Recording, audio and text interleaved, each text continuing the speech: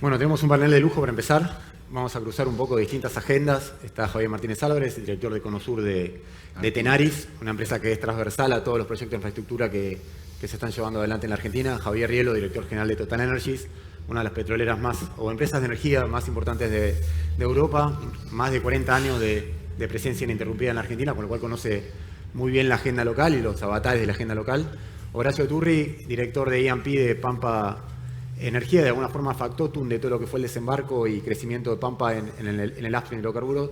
Y Daniel Riedelenner, director general de TGN, que de alguna manera tiene por delante la agenda de cómo lidiar con el sistema de transporte del norte del país, con todo el proyecto de reversión que hablaba Flavia recién. A ver, voy a empezar por Javier, por un tema puntual, digamos. Yo no sé, imagino que la mayoría entiende, digamos, está muy empapado de los proyectos de infraestructura que tenemos por delante. ¿Qué Javier? Javier Martínez Álvarez, perdón. Mala mía. A ver, tenemos reversión del gasoducto norte, segundo tramo del gasoducto Néstor Kirchner, ampliación del Delval, proyectos de oleoductos y gasoductos de captación dentro de yacimientos. Si vos mirás, te pido que le cuentes un poco a la audiencia cómo funciona hoy ese tablero de comando tuyo.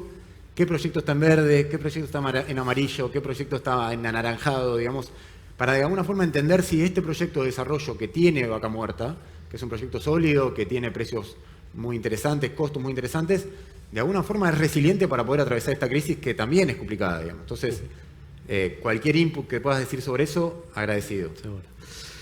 No, yo creo que, bueno, un placer primero estar acá, Nicolás, es impresionante la convocatoria, así que mis felicitaciones. Yo, respecto a la resiliencia, la primera reflexión que haría es que hoy hay una oportunidad que se da por un contexto mundial muy favorable para la Argentina, y te diría, y nos metemos rápidamente ahí, que están pasando cosas a pesar de las enormes dificultades bastante interesantes. ¿Cuál es este contexto? Primero, hagamos una descripción de contexto.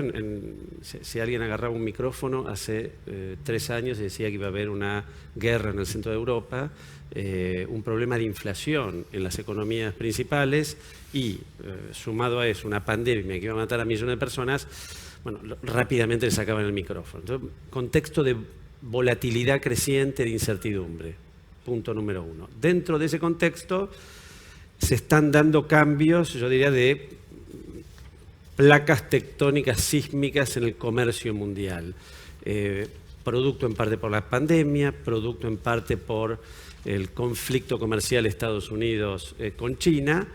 Hay una redefinición de las cadenas de logística a nivel mundial, esto que estamos escuchando, el nearshoring, friendshoring, por ahora aprovechado bastante por México, en alguna medida por Brasil, una oportunidad para la Argentina como definición general.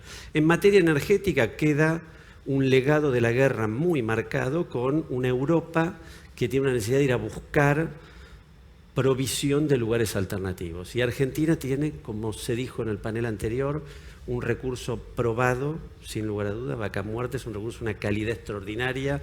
Estaba mirando en estos días comparaciones con el shale americano y la performance en petróleo de Vaca Muerta es superlativa, superlativa.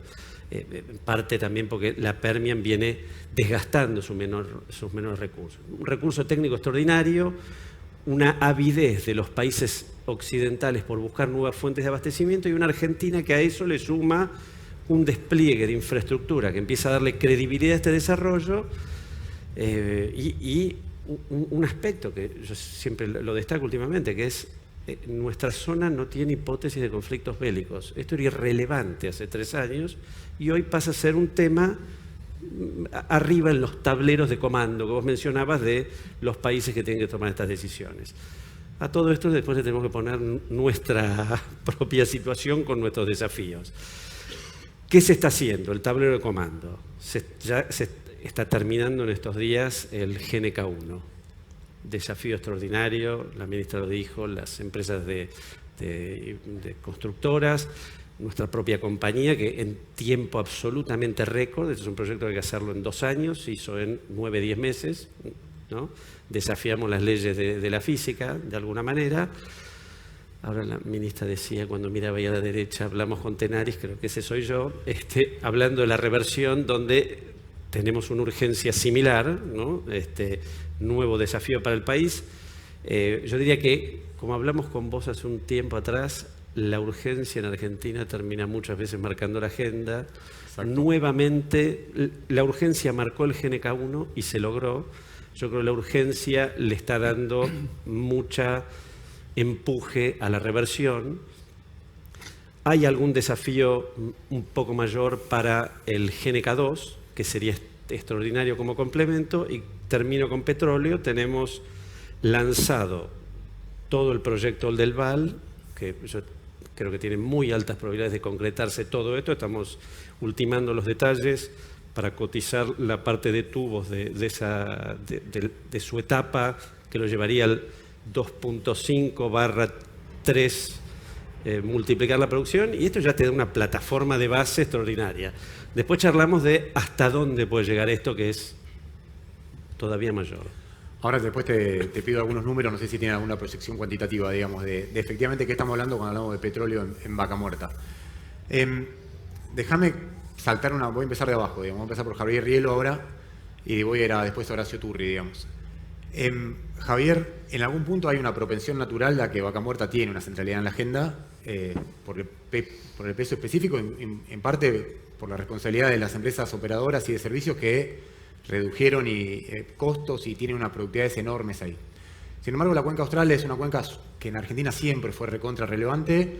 Ustedes a lo largo del tiempo han podido poner proyectos en producción en la medida que esos proyectos fueron declinando y garantizar la consistencia de esa cuenca. En este momento los encuentra liderando la construcción del proyecto Fénix, que es un proyecto muy, muy caro, o sea, en el sentido de que hay que invertir muy rápido, 700, 800, 900 millones de dólares, vos nos dirás bien cuál es el número final.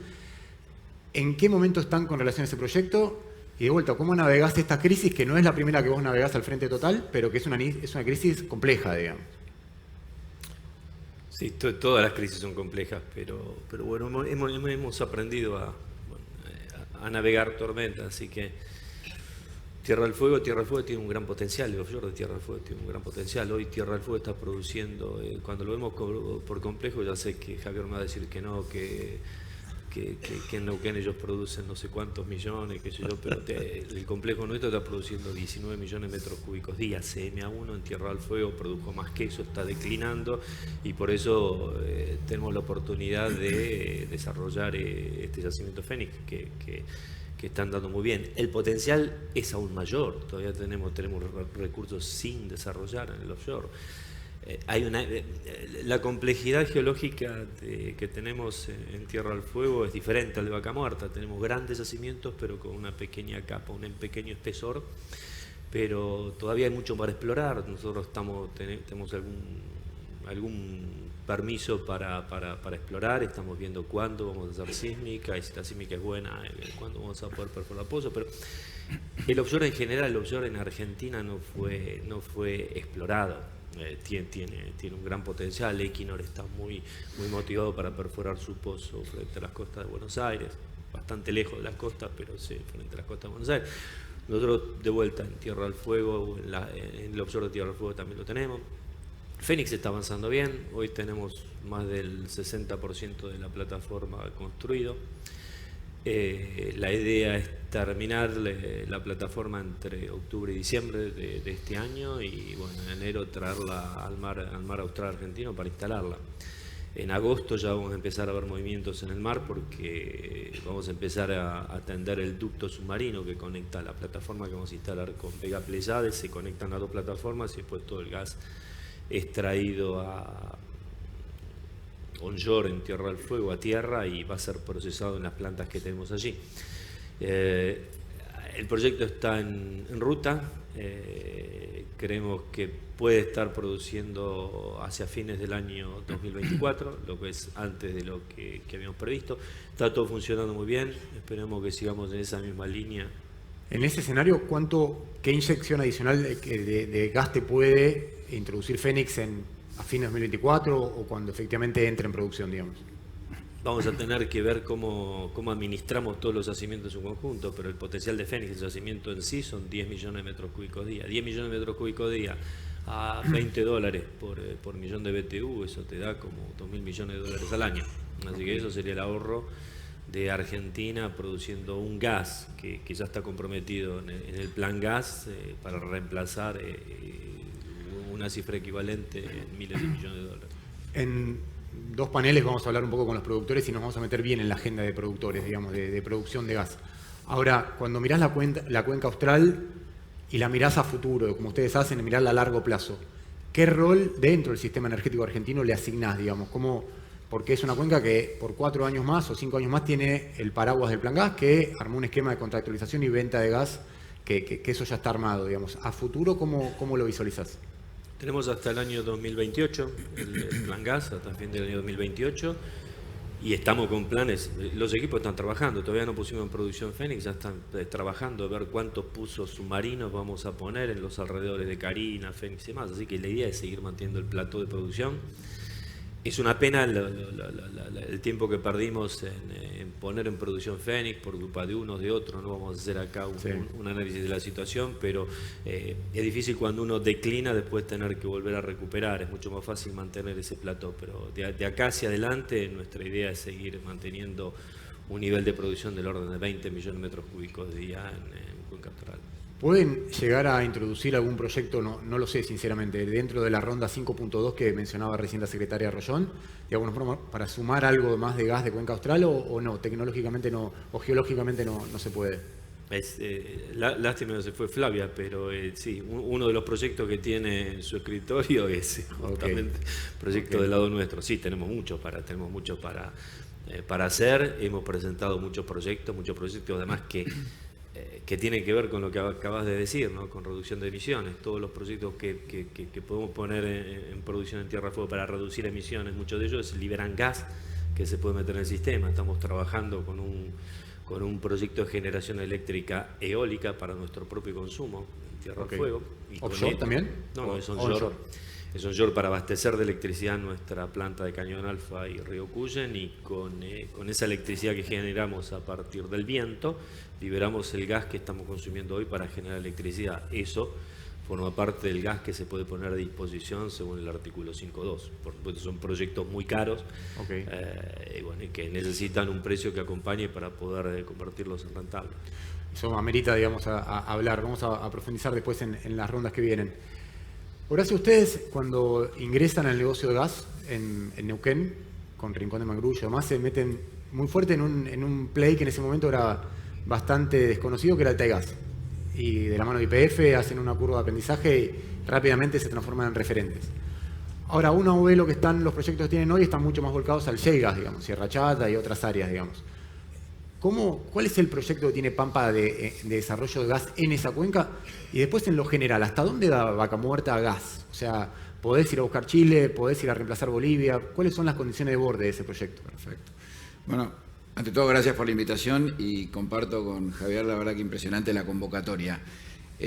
Me parece que Pampa, en ese sentido, es un muy buen marcador de Vaca Muerta porque replica prácticamente el timing que tuvo el crecimiento, porque nosotros empezamos a trabajar fuerte en el upstream en el 2016 con la adquisición de Petrobras Argentina, más allá de que antes teníamos una operación, como mencionás vos, bastante importante en Rincón de Mangrullo a través de Petrolera Pampa. Pero nuestro despegue, tanto en TAIT como en Vaca Muerta, vino después de la adquisición de Petrobras Argentina.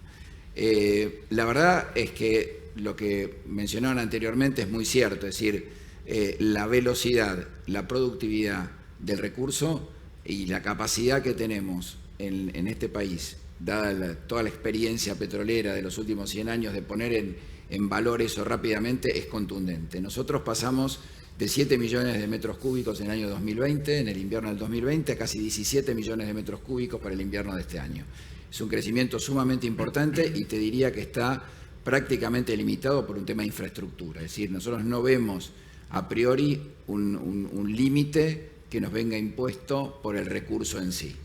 Yendo a tu pregunta de dónde pensamos crecer, nosotros tenemos 2 yacimientos, uno de los cuales es 100% de Pampa, que es el Mangrullo, donde hemos tenido nuestro mayor crecimiento en términos de tight gas. Pasamos de 2,5 millones a cerca de 13 millones de metros cúbicos de producción en los últimos 6 años y estamos avanzando fuertemente en el desarrollo de shale, tanto en Mangrullo, pero particularmente en Sierra Chata, donde también hemos crecido muy fuerte en la producción, ya estamos en cerca de 6 millones de metros, ahí estamos en consorcio con Exxon, y desde el punto de vista del recurso te diría que hoy por hoy, desde el punto de vista de lo que es el shale, es el yacimiento donde encontramos mayor productividad. Ok. Y en lo que es pensar una agenda de exportaciones, que después de vuelta en el panel de productores lo vamos a meter bien ahí y a poner una lupa, digamos, porque no es tan sencillo capturar mercados que Argentina perdió en su momento. ¿Cómo deberían ser los pasos o las etapas a cumplir, digamos, en eso? Mira, me parece que lo relevante acá es ver justamente la eficiencia económica de las exportaciones, en términos de cuáles son los costos de entrada a esos mercados de exportación. ¿Qué quiero decir con esto? Es una obviedad, pero lo primero que debiera desarrollar Argentina son los mercados regionales. Básicamente porque los mercados regionales están cerca y hay mucha infraestructura que ya está construida y que puede usarse para poder expandir la oferta de vaca muerta. Hablo básicamente de los gasoductos a Chile, o sea, Gas Andes, los gasoductos del norte, la reversión del NOA, que seguramente la van a tocar en detalle, la posibilidad de reemplazar las importaciones de Bolivia y eventualmente usar a Bolivia como un mecanismo o como un puente para llegar a Brasil. Eso solo implicaría, por los números que tenemos nosotros, prácticamente llegar a duplicar la producción de Neuquén. Tanto lo que es el reemplazo de las importaciones del LNG, más Bolivia, más mercados regionales. Con una inversión relativamente chica. Una segunda etapa, que por supuesto es complementaria, no es excluyente, pero que seguramente llevará más tiempo, es obviamente la de las plantas de licuefacción. Y el otro punto que no es menor es que Argentina debiera transformarse naturalmente en el Cono Sur en un gran productor de productos petroquímicos y de fertilizantes. Nosotros y Brasil somos un polo de producción de maíz mundial importantísimo e importamos prácticamente toda la urea que consumimos. No tiene sentido. Sí, es un sinsentido, hace rato.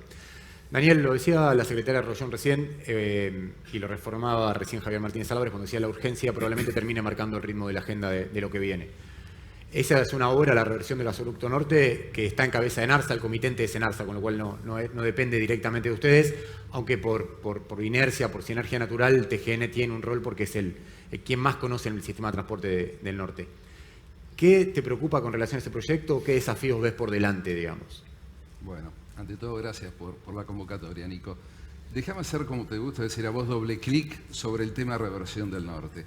Cuando uno habla de reversión del norte es un genérico, pero en realidad tenemos varios proyectos que caben en esa descripción. El primero es uno que estamos llevando adelante nosotros, que es para poder aumentar la capacidad de reversión en 3 millones de metros cúbicos. Es una decisión que tomamos hace unos meses, aún con restricciones tarifarias, somos conscientes de los problemas que puede haber este invierno en el abastecimiento del norte, entonces llevamos adelante esta obra que estará terminando en concordancia con la inauguración del GNK ahora en el mes de junio. ¿Eso es una reversión de unas plantas compresoras o en qué consiste? Esos son trabajos de reprueba de gasoductos y trabajos dentro de 2 plantas compresoras. La capacidad actual era de 7 millones, la estamos llevando a 10. Parece un diferencial menor, pero la verdad es que con la falencia que vamos a tener este invierno, esos 3 millones pueden hacer la diferencia. Después, cuando se ha hablado acá de reversión del norte, estamos hablando de una segunda etapa, que es poder revertir el norte en 19 millones de metros cúbicos. Eso, sumado a la capacidad productiva que hoy tiene Salta, permitiría abastecer en invierno toda la demanda vinculada al gasoducto norte.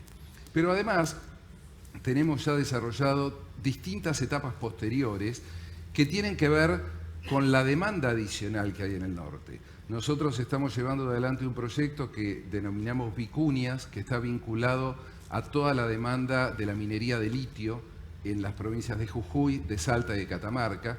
Estamos trabajando en estrecho contacto con todas las empresas mineras para poder abastecerlas y eso requiere de etapas posteriores a la etapa que se está hablando acá de reversión del norte. Es decir, después de la etapa 19 vendrá la etapa 25, la etapa 29, la etapa 35, porque, como también decía Horacio recién, está la demanda asociada al norte de Chile, que también es demanda de energía eléctrica para minería, para sustituir GNL, pero además para sustituir carbón, y está la demanda potencial de Brasil, donde toda la infraestructura está construida y lo único que tenemos que hacer es poder llevar nuestro gas hasta la frontera con Bolivia. O sea, vos decís que la reversión del norte podría contribuir de alguna forma a capturar parte del mercado chileno en lo que tiene que ver con el norte, entrar por el norte al mercado de Chile, reemplazar carbón o demás, ¿crees? Obviamente, obviamente. Vos pensás que los sistemas de transporte se diseñan en determinado momento teniendo en cuenta dónde está la oferta de gas y dónde está la demanda. Durante décadas la oferta de gas estaba en el norte y la demanda estaba a lo largo de la traza del gasoducto norte, en Salta, en Tucumán, en Santiago, en Córdoba, en Rosario, en Buenos Aires. Bueno, la cosa cambió.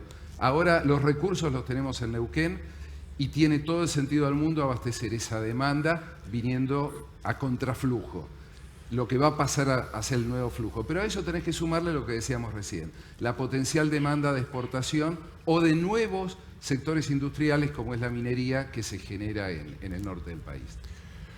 Muy interesante, ahora volvemos sobre el tema porque la verdad que no sé hasta dónde está claro. Por suerte se saldó un poco el debate de que si era conveniente o no para el país exportar gas. Me parece que la necesidad de divisas zanjó materialmente esa discusión y también la abundancia del recurso que existe en Vaca Muerta y en otras cuencas también. A ver, Javier, en algún punto el otro día veía un trabajo no me acuerdo incluso si no era de ustedes, que hablaba de la proyección que puede generar Vaca Muerta petróleo, si se quiere, en materia de exportación de crudo y demás. ¿Qué números trazás, digamos? ¿Qué números realistas se pueden trazar? Teniendo de vuelta, yo aburro, pero contextualizando en un escenario que es complejo, digamos. ¿Qué números les pones a eso, digamos? Yo la primera reflexión que haría, Nicolás, es poner un poco de sentido de urgencia, ¿no? La oportunidad del gas es una oportunidad de mediano y largo plazo para la Argentina. Yo creo que lo han tocado acá. O sea, podemos... Se te van a enojar los referentes de las gasíferas. Pero es así, es la más interesante. Sí. Ni enojado, porque creo que estamos en sintonía total. Es una oportunidad de primero autoabastecernos, exportar a la región, exportar al mundo con una planta LNG, transformar eso en un recurso. Hoy, solo para dar una referencia, una planta como la nuestra, productor siderúrgico, es eminentemente un gran consumidor de energía eléctrica y gas, ¿sí? Imagínense el desafío que tiene una planta productora de esto en Europa, ¿sí? Con una incertidumbre total respecto al precio que va a tener que pagar para generar, por ejemplo, su acero y tiene una incertidumbre respecto a la mera disponibilidad del recurso para hacerlo, ¿sí? Para la Argentina se abren oportunidades de agregación de valor y de transformación de valor en industrias petroquímicas extraordinarias. Luego hay una oportunidad táctica con petróleo. La oportunidad táctica de petróleo hay que aprovecharlo, es una ventana. Hoy están determinados astros alineados, están moviendo estas placas tectónicas, ¿no? Con un Rusia que desaparece o está desafiado en algunos mercados, se abren oportunidades para algunos países occidentales. ¿Qué magnitud tiene esto? Bueno, hoy hay lanzado Oldelval con sus distintas etapas. Hablemos de manera simplificada, si a fin del año que viene, a lo largo de desde ahora hasta fin del año que viene, simplificadamente 300.000 barriles, o tasa, 100.000 barriles, 400.000 barriles por los 365 días, por el $70, son 12.000 millones de dólares para la Argentina. Agreguemos la sustitución de importaciones del gasoducto que se está haciendo ahora, 2.500 más o menos millones de dólares. Esto es lo que ya está lanzado, esto lo vamos a ver aparecer. O sea, en el neto ahí tenés 15.000 millones de dólares, digamos. Que no estaban 24, y estarán. meses. ¿Qué es lo que está dando vueltas? Que es, digamos, la siguiente oleada, como uno imagina. Bueno, Vaca Muerta Sur, el oleoducto ese de aguas profundas, pensado fundamentalmente por YPF, extraordinario proyecto para complementar esto. Después podemos seguir pensando en el GNK2, una planta de licuefacción. O sea, acá esta es la base de lo que se ha construido Argentina en un complejísimo contexto macroeconómico, complejísimo. Siempre hablamos de los planes gas, ¿no? Cómo han tenido estos vaivenes con los cambios de gobierno, ¿no? Plan gas, viene el siguiente, lo para, después se vuelve, se para, ¿no? Exacto. Esta Argentina o esta industria que ha tenido que vivir con este vaivén, lo que se podría lograr con una estabilidad de reglas. Ahora empiezan a aparecer algunas cosas. Yo dejo una mirada optimista, porque como vos decís, hay una convicción en la política, en la sociedad, de la necesidad de desarrollar este recurso. Entonces, esto te da cierta previsibilidad. Si hacemos las cosas bien, la oportunidad del sector es muchísimo mayor a esto que ya estamos viendo. Javier, en este caso Javier Rielo, como representante de Total Energies y estar muy embebido, digamos, lo que es la agenda global, usted es una compañía que está atravesada y tiene operaciones en todo el planeta.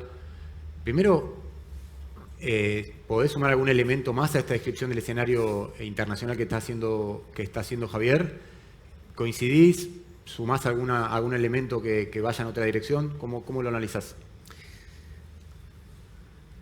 No voy a contradecir a un tocayo, un amigo, pero lo que se está viendo en el mundo evoluciona, ¿no? Hace 3, 4 años salimos todos desesperadamente a todos pintarnos de verde, todo, con una agenda increíblemente voluntarista. Creo que el mundo está evolucionando, hoy ya hay un consenso a nivel mundial que vamos a tener petróleo y gas durante un tiempo, porque se necesita, pues la transición no se puede pasar de un día al otro. Nosotros siempre mantuvimos ese discurso, pero la transición lleva tiempo. En la transición, sin lugar a dudas, el orden de prioridad para eliminar recursos fósiles contaminantes es el carbón, el petróleo y después va a quedar el gas. El gas es para nosotros una energía en la cual vamos a seguir invirtiendo y mucho. Tenemos un objetivo de crecimiento del 40% en la producción de gas al año 2030. En petróleo no, en petróleo creemos que va a haber un plató al año 2030 y después va a empezar a declinar a nivel mundial. Pero el ataque que tenían los recursos fósiles en el pasado, ya la gente está empezando a entender que se necesitan, más allá de que sigan criticándose, etcétera, etcétera.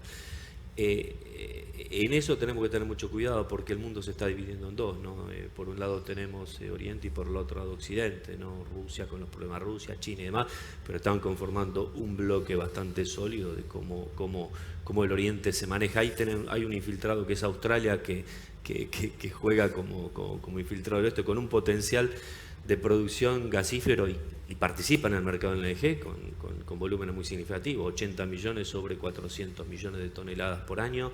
Es un actor muy importante, pero el este está bien marcado y después del otro lado está el oeste bien marcado. Y sobre el oeste lo que te quiero decir es que Estados Unidos, y cuando lo escucho hablar a Javier o a mis colegas respecto del potencial de Vaca Muerta, está ahí, la geología está, no hay ninguna duda respecto a eso. Y tenemos que ver qué queremos hacer con ese potencial, y es ahí donde hay que buscar de qué forma todo eso lo vamos a convertir en valor, porque un país como Estados Unidos, hace 15 años atrás, 20 años atrás, todos nosotros estábamos tratando de ver cómo poner plantas regasificadoras en la costa oeste de Estados Unidos para importar energía. Hay algunos colegas con años como yo que me los he cruzado por ahí, con los cuales hemos trabajado de cómo poner plantas para importar gas. Estados Unidos es un neto importador de gas y de petróleo. Hoy es el principal productor de gas y de petróleo. El principal productor de LNG es Estados Unidos, y con un potencial de crecimiento que es mayor al de Vaca Muerta. Todo eso lo hizo muy rápidamente, porque estaban dadas las condiciones. Entonces, cuando yo digo Vaca Muerta, ¿qué puede producir Vaca Muerta? Vaca Muerta no puede producir 100.000, 200.000, 300.000 barriles más. Vaca Muerta puede producir millones de barriles.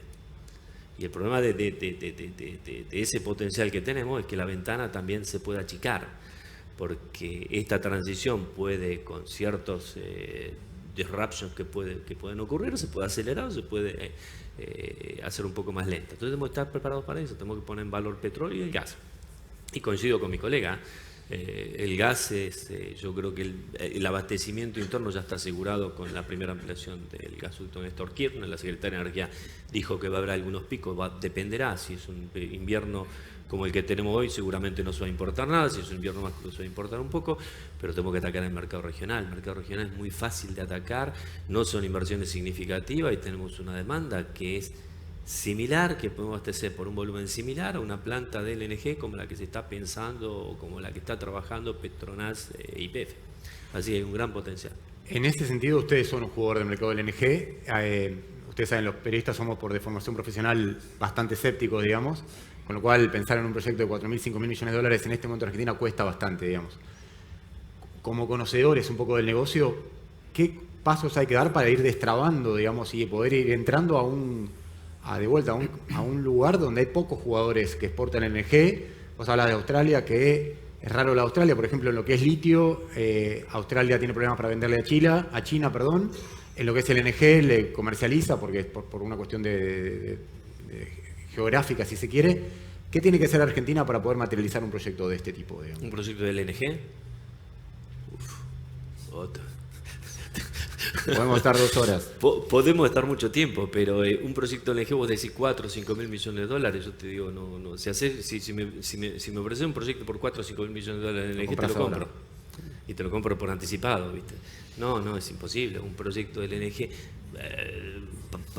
Para ser un actor en LNG tenés que pensar en 9, 10 millones de toneladas por año, ¿viste? Hay algunos colegas míos que tienen otra... y pueden discrepar con lo que yo digo, y bienvenido a la discusión, pero menos de 10 millones de toneladas por año es imposible. 10 millones de toneladas por año y tenés que tener un proyecto integrado. Una planta de LNG por sí sola no hace nada. Tenés que tener una planta de LNG, tenés que tener un caño que transporte un Néstor Kirchner 3, que transporte Neuquén, tenés que tener 200 pozos en producción para poder producirlo con facilidades para que lo puedan tratar. Entonces, cuando decís todo eso, bueno, todo eso estás hablando de más de 10 mil millones de dólares, por lo menos. En Australia nosotros construimos un proyecto de 9 millones de toneladas, nos salió 20 mil millones de dólares, otro de también 9 millones, pero era offshore, 40 mil millones de dólares. Esos son los números en los que estamos manejando. El proyecto de Petronas, tuve oportunidad de verlo, 20, 25 millones de toneladas, estamos hablando de ciertas decenas de miles de millones de dólares. Y después no solo eso, sino el plazo que te lleva. Si todas las luces son verdes, no tenés desde hoy, y hoy te ponen a trabajar, no tenés un proyecto de esa característica terminado en menos de 7 años. Podés ir con todo, lo contratamos a Javier, que nos va a hacer en tiempo récord el caño, un montón de cosas, pero bajás de 7 a 5 a 6. Y cuando pensés 7, 5, 6, pues tenés que meter todo eso en un modelo económico. Cuando metés en el modelo económico tenés que empezar con el precio al cual vas a vender. Y todos soñábamos el año pasado que es $50, 40, bueno, 30. Hoy estamos con un precio internacional, 7, 8 dólares. ¿Cuál es el precio mañana? ¿Quién sabe? Cada vez que hicimos pronósticos nos equivocamos. Cada vez que hacemos previsiones, erramos completamente, pero decisiones nosotros las tomamos sobre un precio que podría ser sólido y que está en línea con nuestros costos. Si vos pones 8 dólares por millón de BTU, le restás 2 dólares de flete y empezás a ir para atrás, yo no sé si está el gobernador de Neuquén acá, pero no sé cuánto le va a quedar regalía para el precio del gas de Vaca Muerta, o cuánto nosotros vamos a poder hacer en Vaca Muerta a esos precios. Entonces todo eso es un tema muy complejo. Y si le agregás Project Finance, ni te cuento, porque tenés que presentar contratos por 15 años de duración con por lo menos el 90% de la capacidad de la planta vendida a 15 años. Con lo cual, y el costo de un Project Finance, el costo de Project Finance en Australia era LIBOR más 7, más 8%. En Argentina yo no sé si vamos a conseguir 7, 8%. Cuando hacemos este tipo de eventos justamente es para que se den este tipo de debates, a veces, esto lo digo yo, perdón la autorreferencia, pero los argentinos tenemos tendencia a reducir o a tener visiones medio maniqueas, de decir, bueno, vamos con el LNG y de repente está bueno mirar en la bolsa todos los pasos que hay que dar para que eso se pueda materializar. Horacio, déjame ponerte un poco el sombrero ya no como director, o sí, si querés, como director ejecutivo de Pampa Upstream, sino también como presidente del directorio TGS, digamos, que es una compañía del cual el grupo es accionario. Vamos a hablar con Oscar Sardi, que es el director general de la compañía, pero ¿cómo visualizás vos, digamos, como presidente del directorio TGS, lo inmediato, digamos? O sea, tienen un proyecto de midstream muy lindo, digamos, que Oscar después lo va a contar, pero ¿cómo lo estás viendo vos, digamos, esa agenda? Perfecto. Bueno, no le quiero sacar protagonismo a Oscar para nada, así que no voy a adelantar mucho, lo voy a dejar a él, pero te diría que primero una reflexión sobre lo que hablamos antes. Creo que esto lo mencionamos en algún otro panel. Me parece que el cambio importante de paradigma que tenemos que entender es que hasta ahora siempre nosotros hemos tenido como principio que Argentina es un país con petróleo, ¿ok? Y me parece que tenemos que tratar de entender que Argentina es un país potencialmente petrolero, es una potencia petrolera en potencia. Entonces, los proyectos y los desarrollos los tenemos que pensar desde ese punto de vista. Nosotros claramente tenemos que ser el abastecedor natural de gas regional, sin duda, y de petróleo, como mencionaba Javier antes, que es un producto infinitamente más fácil de monetizar y de exportar al mundo, transformarnos en un actor súper importante. Y eso me parece que es claramente factible, o sea, ese paso de duplicar y hasta más la producción petrolera y abastecer todo el mercado regional debiera ser algo relativamente, no digo fácil, pero ejecutable en Argentina dentro de los parámetros en los que se mueve nuestra economía. Por supuesto, si se acomodan ciertas variables. Ese es el primer punto. Yendo a la pregunta de TGS, como bien sabés, TGS ha hecho un proyecto sumamente importante que es los gasoductos Vaca Muerta Norte y Vaca Muerta Sur, que es toda la red de captación que permite justamente hoy hacer uso de los recursos de Vaca Muerta y de conectarse con los troncales y con el GNK1 y eventualmente con los gasoductos que sigan. Es una red de captación de casi 60 millones de metros cúbicos que fue construida en los últimos 3, 4, 5 años. Pero adicionalmente estamos trabajando en la repotenciación y la ampliación de lo que es nuestra planta de tratamiento de Tratayén, con una inversión de casi 240 millones de dólares, que esperamos que esté terminada para el año 2025 y que va a permitir el tratamiento de todas estas nuevas, de estos nuevos desarrollos, de estos nuevos proyectos y poder ponerlos en condición de ser inyectados en los gasoductos. TGS es una compañía que está mirando el futuro con muchísimo optimismo. Nosotros creemos que obviamente los problemas de Argentina, las restricciones de Argentina son restricciones de infraestructura, estoy hablando siempre del tema gas, con lo cual estamos llamados a tener un rol fundamental en el desarrollo de ese nuevo mercado. Acabamos de obtener la operación y mantenimiento del tramo del GNK, lo cual digamos, nos pone sumamente contentos, creemos que eso es un paso importante y bueno, seguiremos trabajando en ese sentido, pero lo quiero dejar a Oscar con los detalles para no restarle. Ahora vamos con Oscar en el panel siguiente porque de alguna forma queríamos, yo no sé cuán familiarizados estamos con el negocio de midstream, cómo piensa una empresa que quiere transformar su identidad hacia midstream, así que la idea de hablar con Oscar un poco es esa agenda. Daniel, déjame llevarte un poco a lo que es el segmento regulado, digamos, y después, si querés, hablamos un poco de largo plazo. Hay una discusión que se va a venir, digamos, que se tiene que dar, y como todo lo que pasa en la Argentina es complicado porque los contratos de concesión no se han cumplido en los últimos 20 años, se han cumplido por muy poco tiempo, que de alguna forma es pensar la prórroga de las concesiones que finalizan o expiran en 2026-2027. Entiendo que hay alguna intencionalidad del ente regulador de empezar a transitar ese camino, la cuarta etapa de una RTI, y de alguna forma empezar a analizar de forma técnica la performance de las distribuidoras y ver cómo se encausa esa discusión. ¿Qué podés contar de ese proceso que se va a venir en algún momento? Mira, la regulación nuestra prevé licencias que duran 35 años, que como bien decías, terminan en diciembre del 2027.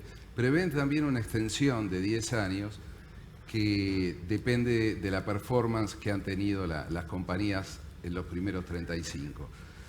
Por otras experiencias que se han dado en el mercado, cuando se acerca el fin de la licencia o de la concesión, el incentivo a invertir disminuye bruscamente. Entonces, cuanto antes se haga este proceso, mejor. La misma norma prevé que este proceso se pueda hacer entre mediados del 23 y mediados del 26, es decir, arranca ahora. Sabemos que hay intención, tanto del Enargas como de la Secretaría de Energía, de empezar a transitar este camino. Con lo cual, bienvenido que esto empiece a recorrerse. Y bienvenido también que se solucione el problema que se generó al inicio de este gobierno con la RTI, con la revisión tarifaria integral, porque en la medida que uno no tiene un encuadre regulatorio y tarifario razonable, está muy en la coyuntura y es muy difícil tomar decisiones de largo plazo, en una industria que se caracteriza por el largo plazo. Con lo cual, bienvenido que esto venga, lo estamos esperando ansiosamente. O que falta una convocatoria formal, digamos, del ente regulador para empezar a dar esa discusión, digamos. Sí. Ok. Y te llevo de vuelta a lo que es el proyecto de reversión del norte, digamos. Vos contabas, bueno, son distintas etapas y hay que ir encauzándolas, digamos. En un escenario optimista, optimista y uno moderadamente optimista, ¿cuándo crees que ese proyecto podría entrar en funcionamiento, por lo menos en alguna de las etapas significativas, digamos? Bueno, como te decía antes, tenés distintas etapas. Alguna muy clara, como la que estamos inaugurando en 2 semanas. La segunda, que es la que está en boca de todos, que la llamo la etapa 19 millones. Esa etapa tiene que estar lista en algún momento del 2024 porque es lo que nos va a permitir sustituir Bolivia. Cuando uno mira la curva de producción de Bolivia, llegó a tener picos de 63, 64 millones de metros cúbicos día y hoy está en 37, 38 millones. No alcanza el gas de Bolivia. El gas de Bolivia ininterrumpible no es lo que Argentina necesita. Puede servir para competir y generar otras señales de precio, pero no para el abastecimiento firme que requieren las provincias del norte de Argentina. Con lo cual, ahí volvemos a la agenda del urgente. Es imprescindible que se tomen las medidas en estas próximas semanas para avanzar en las obras de reversión. Daniel, te hago una más pensando ustedes, y hay técnicos de TGN que son un lujo, digamos, cómo proyectan el mercado hacia adelante. A veces de vuelta pensamos la reversión del gasoducto norte como llegar a Brasil, y es un objetivo, es una zanahoria gigante, y de vuelta lo urgente por ahí es garantizar el abastecimiento de gas en Salta, en el norte, en Tucumán, en el norte de Córdoba, porque si no puede estar complicado el escenario. Pero pensando un poco a mediano y largo plazo en lo que es en Brasil, ¿crees que se puede llegar con el gas argentino hacia la industria paulista, hacia Porto Alegre? No lo sé cómo lo están pensando, digamos. Mirá, por definición soy un optimista, tuve la suerte de trabajar en la apertura de los mercados en Chile, en la primera exportación que hicimos a Brasil, que fue a través del gasoducto que llega a Uruguayana. Todos estos proyectos tienen una curva de realización, un periodo de maduración importante. No se hacen de un día para el otro. Tenemos la suerte, como se dijo recién, que gran parte de esa infraestructura la tenemos. Si uno quiere hoy vender gas al norte de Chile, lo puede hacer, está la infraestructura. Lo mismo con Gas Andes, que lo estamos haciendo, lo mismo con Uruguayana. Desarrollar el mercado de San Pablo va a llevar un poco más de tiempo. De vuelta, por suerte la infraestructura la tenemos, como dije antes, falta solamente la reversión del norte. Creo que es posible, creo que el potencial es grande y creo que tenemos que encararlo en dos etapas distintas. Una etapa con gas estacional y después poder pensar en gas en firme. El gas en firme va a tener otras complejidades, porque vas a tener que poder repagar infraestructura nueva. Pero el gas estacional hay una complementación muy importante, muy interesante que deberíamos aprovechar. Y eso aplica a todas las exportaciones regionales que tenemos. Les pido una reflexión final a cada uno, más que nada en esto desde el escenario, del contexto. Cuando pensábamos un poco la fecha de este evento, una directora, una responsable del área de comunicación de una de las empresas que está acá, me decía, che, el 14 de junio es la fecha de presentación de las alianzas, y yo dije, no, esa discusión ya va a estar saldada seguramente, así que no, va a estar tranquilo. Por suerte no pasó nada ayer a la noche, porque si no hoy estaría monopolizada la agenda y todos estaríamos pensando en otra cosa, aunque seguramente estamos pensando en otra cosa también de lo que está pasando. Ahora, se vienen 12 meses complicados en Argentina, son 6 meses de un gobierno, una campaña de elección y un arranque del próximo gobierno que tiene un signo de interrogación grande también en cuanto a lo que es estabilización de la macroeconomía y demás. Ustedes tienen la responsabilidad de que en buena parte de los proyectos que estamos hablando depende que ustedes levanten el pulgar o lo bajen, digamos. ¿Cuán optimistas, cuán pesimistas, cuán escépticos son en cuanto al escenario? Acá arranco por acá, por mi primero... ¿Hay que levantar o bajar el dedo? No. Sí. Eso es fácil, lo hacemos rápido, ¿no? Yo creo que bueno, puede ser también, si querés enfocar por ahí. No, pero más allá del optimismo, no, ya, por nuestra actividad, por naturaleza, somos optimistas, porque si no, no exploraríamos, no iríamos a buscar cosas que tienen probabilidad de éxito muy baja, ¿no? Entonces, pero acá ya pasa más que por soñar o por optimismo, acá pasa por realismo. La realidad es que Argentina, desde el punto de vista energético, es una potencia, eso no cabe duda. Entonces, nosotros estamos acá para invertir, para ayudar, para tratar de colaborar en todo lo que hay que hacer y demás, y después tenemos que tratar de buscar el buen diálogo con el gobierno, que yo creo que todos los partidos que están en pugna para las elecciones que se están viniendo, todos tienen en la agenda el desarrollo energético de Argentina. Así que yo creo que no hay ninguna discusión en ese sentido. En el pasado podía haber discusiones, desarrollo, no desarrollo, importo, no importo. Y yo creo que están todos convencidos de lo que hay que hacer. Nosotros estamos convencidos de lo que hay que hacer. Tenemos el músculo financiero para hacerlo. Lo único que se precisa son cosas básicas, y no estamos hablando nada loco, nada que tenga que venir de un algoritmo muy complejo. Lo único que se precisa son reglas claras, estables, apertura de mercados y volver a poner, y yo creo que ahí vamos a estar todos de acuerdo, ¿no? Que toda nuestra actividad ha tenido una evolución y hoy estamos en un gran, yo diría, desorden y tenemos que volver a cosas básicas de cómo organizarlo. Daniel hablaba de la RTI, hablaba bueno, todo esto de mezclar un gasoducto de público con otro privado, con renegociaciones, todo eso se tiene que ordenar. Es fácil convertir en valor todo lo que tenemos, yo te diría, es muy, muy fácil. Hay que tener la voluntad de hacerlo. Y del lado nuestro, creo que puedo hablar por todos, pero cada uno se va a expresar. Creo que del lado nuestro van a tener nada más que gente que quiere invertir y que quiere hacer cosas para desarrollar esta energía que existe en el país. Javier. Yo diría, también escuchándolo a Javier, que al final Javier predica desde las dificultades, yo desde las oportunidades, pero los dos predicamos a favor de un sector que creo que tenemos todos los que estamos acá enorme convicción de lo que puede realmente hacer por la Argentina. El potencial a largo plazo es indudable. La Argentina, como decíamos antes, a veces signado por la urgencia, a veces con más planificación, a veces con menos, pero está mostrando en este sector una capacidad de ejecución y de atraer divisas, empleo al país superlativa. En una Argentina que necesita casos de éxito. Y el sector energético es un caso de éxito que tendríamos que hacer un issue nosotros de difundirlo y comunicarlo. Es un sector que se ha desarrollado con profesionales de acá, con todas las dificultades que tenemos. Ahora hay que transitar este momento y yo el mensaje que por ahí querría dejar es la clave para la política, para los que estamos acá, de transitarlo bien, porque está, desde ya que uno tiene que tomar, como vos decías en este momento, decisiones donde uno ve allá un pasto verde, pero hay que atravesar la sabana con animales salvajes. Entonces se requiere mucha convicción, un grado de coraje superlativo, pero creo que todos estamos al final viendo la importancia de mantener el rumbo. Porque cuando se paran estas cosas se pierde una dinámica que el sector está teniendo y esto es vital, lo comentaban, me parece que es extraordinario el ejemplo, ya lo van a hablar los siguientes actores. La ejecución del gasoducto deja de todo para el país, deja experiencia de profesionales en la planta de Tenaris que hoy saben fabricar algo que hace 6 meses no sabían, 400 operarios nuevos, jóvenes, mujeres, y chicos y chicas de 22 años que han construido el tubo que hoy se está poniendo para transportar el gas, los soldadores de las empresas constructoras. Acá queda una masa de know-how, de ejecución, que sería vital aprovecharla, mantener esta dinámica. Yo también creo que todos acá somos optimistas. Ok. Horacio.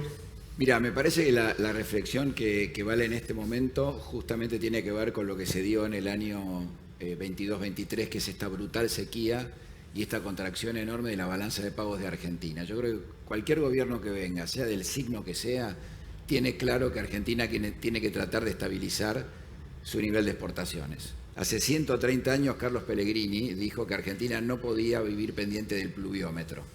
Lamentablemente, 130 años después, seguimos en una situación similar. Vaca muerta, el petróleo, el gas es la salida a eso. Es lo que va a hacer que Argentina tenga un flujo constante y poco volátil de exportaciones con las que va a poder contar y con dólares con los que va a poder contar para que se mueva la economía. Y eso, digamos, está de la mano de cualquier gobierno que venga. Daniel, ¿tenés el cierre? Mira, creo que si algo transmite este sector es optimismo, y creo que este panel desborda de optimismo. Sin embargo, para dejar una reflexión, cuando uno habla con la política, lo que más tiene que transmitir, además del optimismo y de todas las posibilidades que tenemos, es la necesidad de saber pensar en largo plazo. Porque si nos van a seguir corriendo las urgencias, vamos a hacer cosas, las vamos a resolver, pero no vamos a alcanzar ese paraíso o ese lugar que describía recién Javier. Saquemos los leones, saquemos los problemas que siempre nos terminan llevando a la urgencia del corto plazo y entendamos que las reglas de largo plazo son las que van a permitir que las fuerzas del sector privado desarrollen todo el potencial que tenemos. Vamos a dejar acá. La verdad que, de vuelta, seguiríamos preguntando. Hay varios temas que hay en la agenda, pero bueno, lo vamos a complementar también con los paneles subsiguientes. Así que, bueno, un aplauso para todos y les agradezco que hayan venido.